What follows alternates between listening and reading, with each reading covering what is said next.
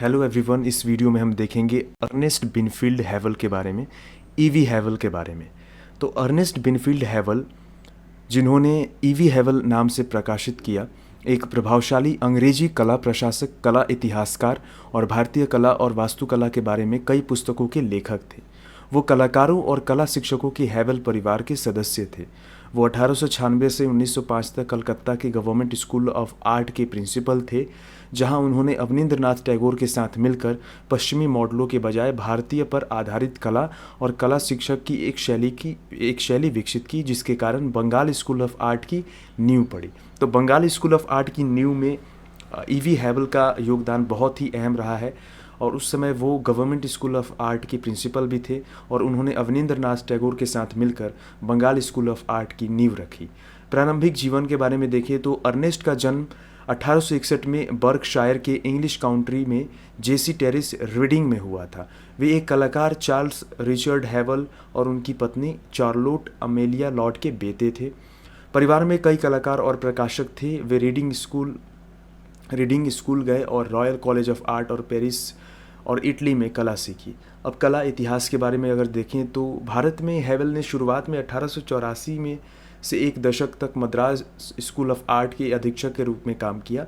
वे 5 जुलाई 1896 को कोलकाता पहुंचे और अगले दिन कलकत्ता के गवर्नमेंट स्कूल ऑफ आर्ट के अधीक्षक के रूप में शामिल हो गए। इस बीच वे अप्रैल 1902 से मार्च 1903 तक एक साल के लिए इंग्लैंड गए। इंग्लैंड में रहते हुए उन्होंने लंदन की एक प्रसिद्ध कला पत्रिका द स्टूडियो के अक्टूबर 1902 और जनवरी 1903 के अंकों में भारतीय कला पर 2 मूल्यवान लेख प्रकाशित किए। जनवरी 1906 में वे लंबी छुट्टी पर इंग्लैंड चले गए और आखिरकार 1908 में उन्हें पद से हटा दिया गया। हैवल ने भारतीय कला शिक्षा को फिर से परिभाषित करने के लिए अवनींद्रनाथ टैगोर के साथ काम किया। उन्होंने Indian society of oriental art की स्थापना की, जिसका उद्देश्य भारत में ब्रिटिश कला शिक्षक को अनुकूलित करना था तथा मूल भारतीय कला शैलियों, विशेष रूप से मुगल लघु परंपरा के पुनरुद्धार के पक्ष में यूरोपीय परंपराओं पर दिए गए पिछले जोर को खारिज किया जा सके।